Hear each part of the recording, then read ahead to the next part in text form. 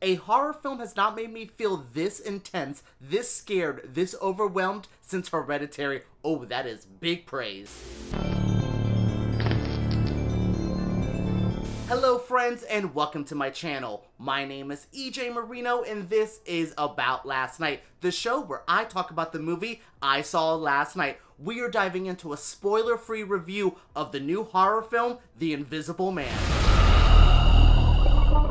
When I say I want quality, top-tier horror movies, I am talking about films like The Invisible Man. Oh my goodness, this is a near-perfect, intense, scary, and well-acted horror film. Those don't come around too often. We are in an era of horror films where they feel either really lowbrow. You have like the Fantasy Islands, you have like The Grudge, and then you have Hereditary, Midsummer, Us, The Lighthouse, The Witch, all these type of indie art house films, and then you have all these bad ones. Well, I would say The Invisible Man is on that top tier type of horror filmmaking. This is old school horror. There is jump scares in this film, but it mostly relies on tension and mood and scares. I was white knuckling the chair the entire time. This movie starts tense and does not let up until the very end. I have not had an experience like this in quite some time. Seriously, the last time I can feel this emotional after a horror film would be Hereditary. Now, this isn't as dreadful, this isn't as scary and heavy as that film, but this, really dives into some stuff that really intrigues me, really scares me, and it's also so fun. The Invisible Man follows Cecilia, played by the amazing Elizabeth Moss, as a woman trying to escape her abusive relationship. The man that she was with terrorized her, and she finally broke free. Well, she thought she did, until he mysteriously commits suicide, and then things start getting really weird for her. She starts feeling a presence around her. She starts feeling that somebody is watching her. And they are. Her ex-husband is now an invisible person and he is terrorizing her. Now, you may think that is a pretty basic plot, but this film packs it with so much tension, so much drama, so much craziness. The whole last act of this movie, it shifts. Though the beginning of this movie is a little bit more traditional horror with the scares, with the mood. Then that last act kicks into high gear and you're getting some action scenes, some crazy gore, and an overall fun ride. And this film is handled so well by director Leigh Whannell. Oh my goodness, I loved his film Upgrade a couple years ago. What an amazing action film. This movie, though, is so much better because of what it does for horror, what it does with its premise, and what it does overall just in general for the universal horror movie monsters. I just did a video for Flickering Myth about the Dark Universe and how it failed after the Mummy movie. Well, this is the type of movie you launch a universe with. Leigh Whannell gets this.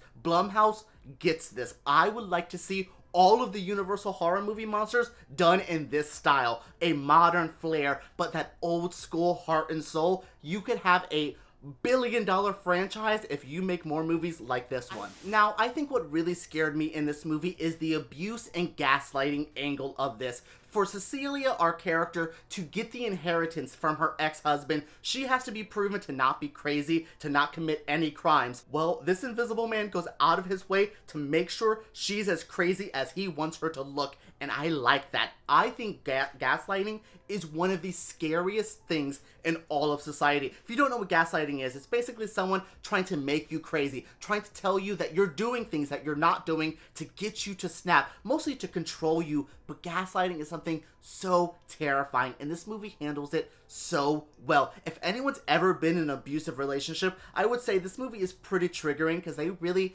grab those little details, those little moments where you question yourself, where you start going, okay, was he wrong? Was I wrong? What's going on? This movie plays into that so well. They don't really villainize, this guy is bad. He's bad, but not all men are bad. The men in this movie are pretty great. I really love her friend that she has. I believe his name is James. She goes to stay at his house after, leaving her relationship. Oh my god, that is so good. The bond that they build. I really loved the premise of this film and what it did to make abuse and to make just human life scarier. Yeah, there is some cool Invisible Man stuff going on, but what really is scary is watching this woman crumble, watching her mental state go wild, and Elizabeth Moss plays that so well. I've loved her for quite some time. I've never really watched all of The Handmaid's Tale because it's depressing, but I like what she's done there. I loved her in Us. I liked her in The West Wing back in the day. So to see her here as a leading lady and a good one, oh my goodness, she really sells this film. This is hard to do with just basically acting by yourself. You don't really have a co-stars to deal with, but she does it oh so well. Oh my goodness, I can just praise this movie for hours because there's so much to enjoy. This was one of the most scary experiences I've had inside of a cinema, and I will say I thank Universal for sending us critics to a Dolby Cinema. That's one of the more like sound-based cinemas. You can see you have like IMAX and then you have the Dolby. Oh my goodness, the Dolby made this film an A+.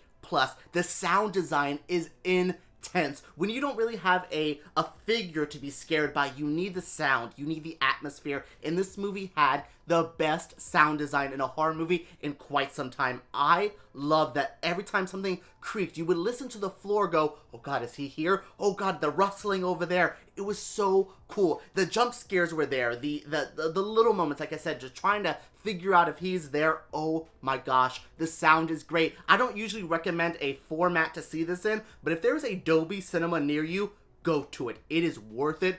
Oh my goodness, this movie sounds, looks, and feels so good. That is it for my review of the film The Invisible Man. As you can see, I absolutely 100% love this movie. This is a near perfect horror movie. I would maybe tighten up the pacing a little bit. It gets a little predictable at times, but I've seen a lot of horror movies. I can like call things from a mile away. They got me here or there with some surprises, but overall an amazing film I recommend to just about everyone. Alright guys, that is it for my review. Make sure you guys comment down below. I want to know your feelings. Are you interested in this movie? Do things like gaslighting and abuse scare you as much as it scares me? Let me know your feelings down below. Make sure you subscribe to my channel because I make videos like this every single week, and give me a thumbs up because YouTube takes those way too seriously. Alright guys, let's talk about this scary ass movie down below.